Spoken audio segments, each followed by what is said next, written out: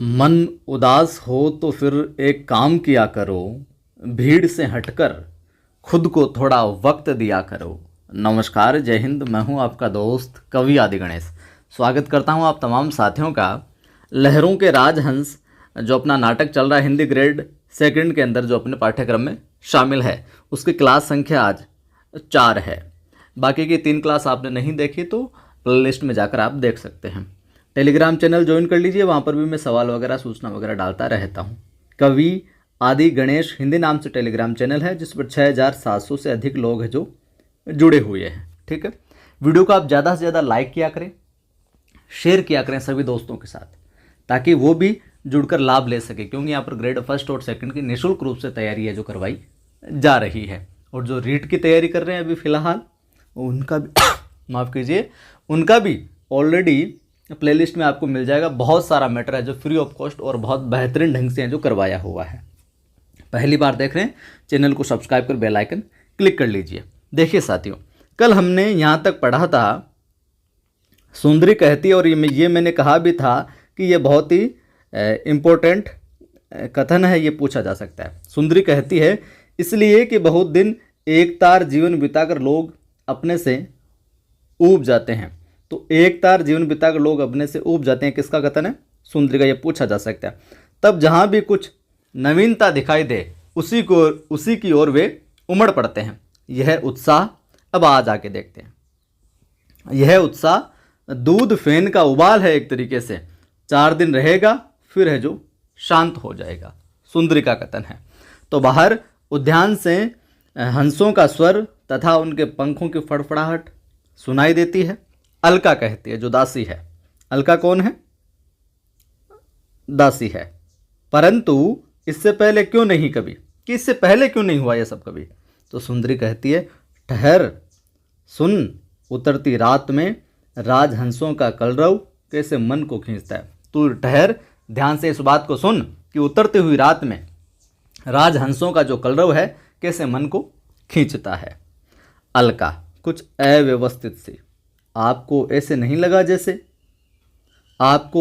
लगा जैसे ये कथन देकर पूछा जा सकता है किसका है? थोड़ा सा ध्यान में रखिएगा, किसका? अलका का कथन है। सुंदरी कहती है बोल नहीं, चुपचाप सुन। तो बोलने की हिम्मत मत कर, चुपचाप सुन ले, आनंद ले इस चीज़ का कि बोल नहीं, चुपचाप सुन।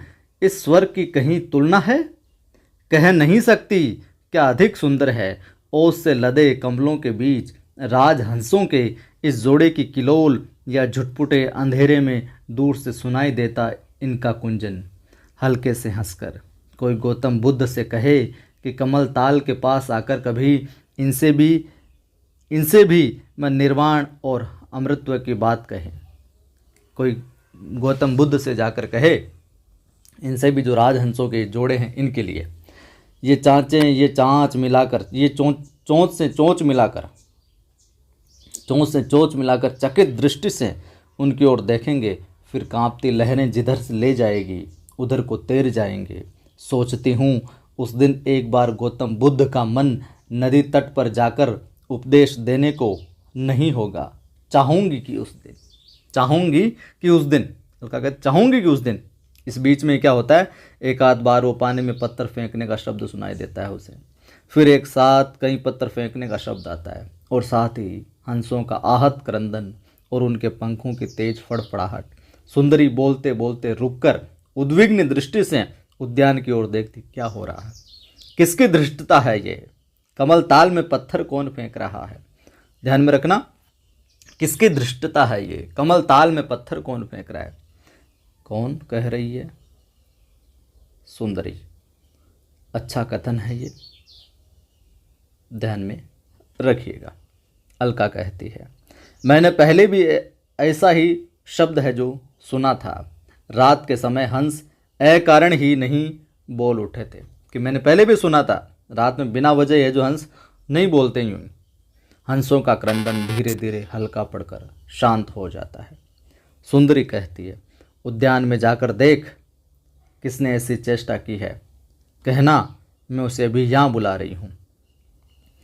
उद्यान में जाकर देख किसने ऐसी चेष्टा की है, कहना मैं उसे अभी बुला रही हूँ।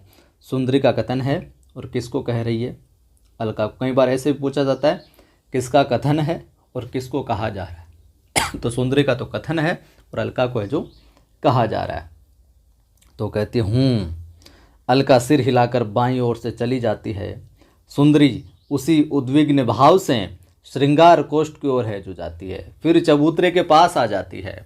अपनी उद्विग्नता को झटकने का प्रयास करती हुई नहीं समझ पा रही आज कामोत्सव की रात को किसी का कमल ताल में हंसों के जोड़े पर पत्थर फेंकना, उन्हें आहत करना, यह एक आकस्मिक घटना है या फिर कोई जानबूझकर किया गया प्रयत्न है। यह प्रयास है, कोई जानबूझ के कर रहा है या फिर यह आकस्मिक सहसा यूं ही संयोगवश कोई घटना है। परंतु निर्भर तो इस पर करता है कि वह कौन व्यक्ति है जिसने ऐसा प्रयत्न किया है, कि कौन व्यक्ति है जो ये कमल ताल के अंदर है जो पत्थर फेंक रहा है। अलका बाईं ओर से श्यामांग को लिए हुई आती है। अलका बाईं ओर से किसको लिए हुई आती है? श्यामांग को। श्यामांग के चेहरे का भाव विक्षिप्त सा हो रहा है, बिल्कुल अनमना सा। उसे देखते ही सुंदरी की भौहें हैं जो तन जाती है। देखते ही सुंदरी की भौहें तन जाती है, क्रोध सा आता है। तो तुम थे जो कमल ताल में राजहंसों पर पत्थर फेंक रहे थे। तो तुम थे जो कमल ताल में राजहंसों पर पत्थर फेंक रहे थे। तो तुम यहाँ पर कौन? श्यामांग। ध्यान में रखना, श्यामांग राजहंसों पर नहीं देवी। ध्यान में रखना, राजहंसों पर नहीं देवी किसका कथन है? श्यामांग महोदय का। अच्छा है।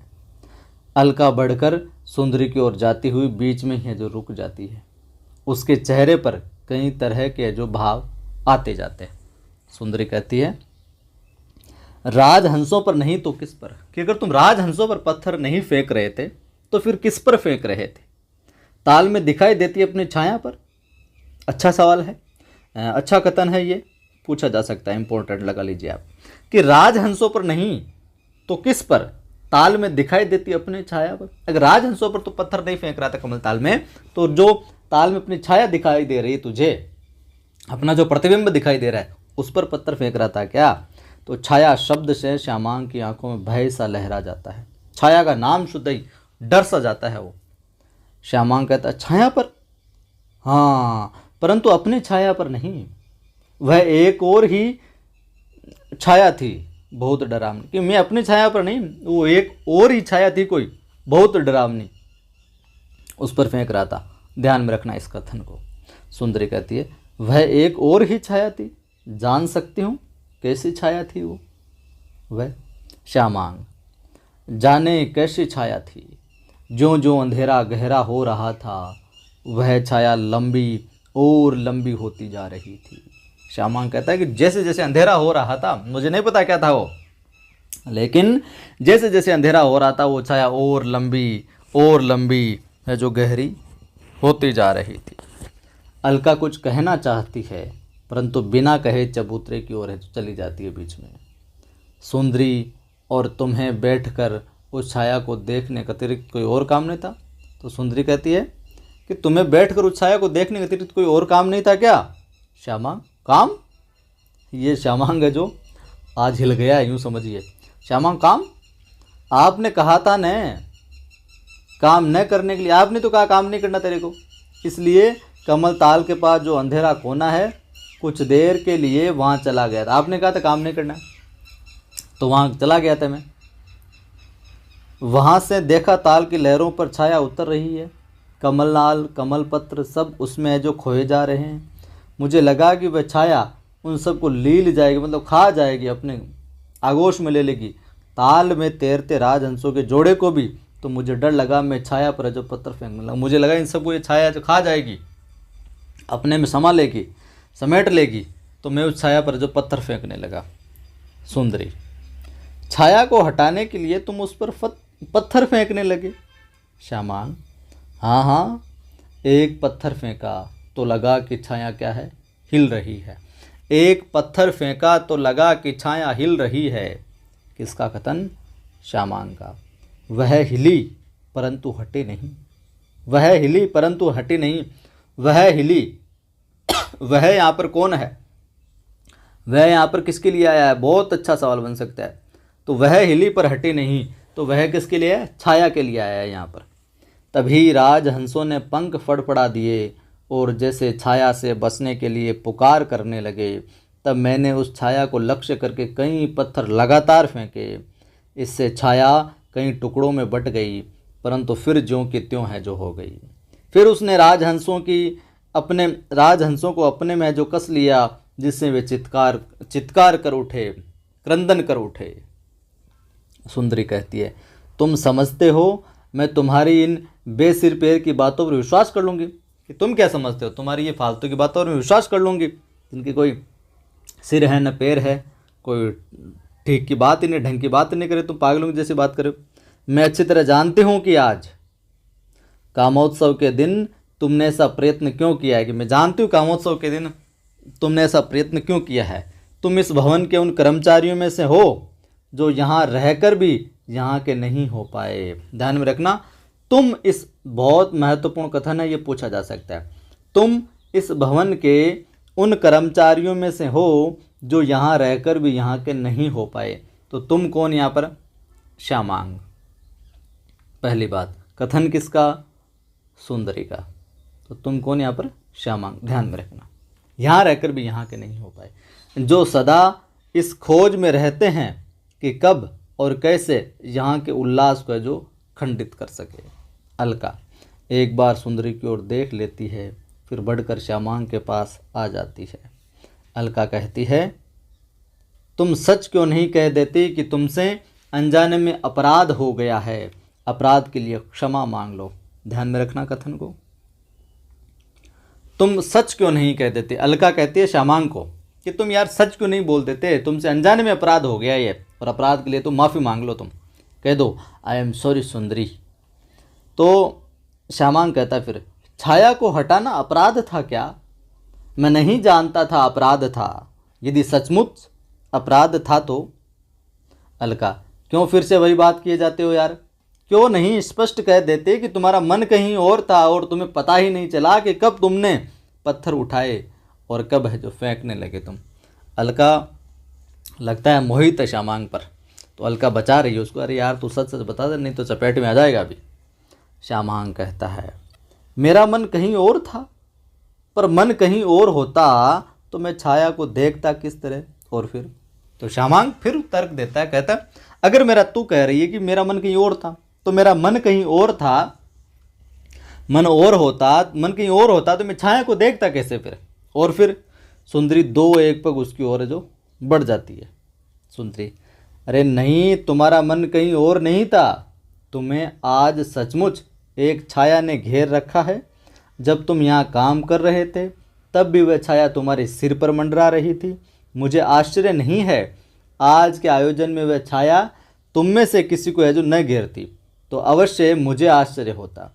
अब तुम्हें उस छाया से बचाए रखने का उपाय यही है कि कुछ समय के लिए तुम्हें दक्षिण के अंधकूप में उतार दिया जाए। दक्षिण के अंधकूप में है जो उतार दिया जाए, तभी मामला सेट होगा। अलका अव्यवस्थित, नहीं देवी नहीं देवी, ऐसा मत करो। सुंदरी क्या कहती है?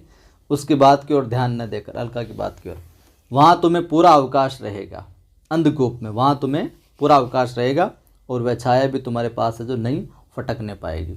दाईं ओर देखकर, जो भी द्वार पर हो श्वेतांग से कह दे मैं उसे यहाँ बुला रही हूँ। कि सुंदरी कहती, जो भी द्वार पर खड़ा हो श्वेतांग को कह दो कि मैं उसे यहाँ बुला रही हूँ। तो श्यामांग से, श्वेतांग अभी तुम्हें तुम्हारे गंतव्य तक है जो पहुँचा देगा। श्यामांग से कहते कि जो श्वेतांग आएगा अभी आएगा और तुम्हें तुम्हारे गंतव्य तक जहाँ तुम्हें भेजना है अंधकूप के पास वहाँ पर पहुँचा आएगा। श्वेतांग दाईं ओर से आता है। श्वेतांग साभिवादन करता है, देवी। सुंदरी कहती है, सुगंधियों की व्यवस्था हो गई, सुगंधियों की व्यवस्था हो गई। ध्यान में रखना किसका कथन है? सुंदरी का कथन है। श्वेतांग, हाँ देवी। फिर सुंदरी बोलती है, तोरणों पर मुद्रा अंकित की जा चुकी है। श्वेतांग, हाँ देवी, हो गई है वो। फिर सुंदरी कहती है, तो एक काम तुम्हें और करना है, तो एक काम तुम्हें और करना है। इतना सा देकर भी पूछा जा सकता है किसका कथन है? सुंदरी का कथन है। तो एक काम तुम्हें और करना है, तुम्हारा जो सहयोगी है ना ये श्यामांग, आज एक छाया से पीड़ित, पागल हो गया ये, एक छाया से पीड़ित है, इसे उस छाया से मुक्त करने के लिए जितने में श्यामांग बोल पड़ता है, आप आंखें झपकाता हुआ, छाया वहाँ है देवी कमल ताल पर, जब मैं वहाँ से चला तब भी वह है। इतना कहकर रुक जाता है। आगे की क्लास होगी कल, अगले वीडियो में पढ़ेंगे आगे क्या संवाद है जो होता है। अच्छा लग रहा है आपको तो जो भी देखने वाले सभी साथी हैं लाइक कीजिए, शेयर किया करें, आप ज़्यादा से ज़्यादा दोस्तों को जोड़ें ताकि उनकी भी मदद हो सके। पहली बार देख रहे हो सब्सक्राइब करो।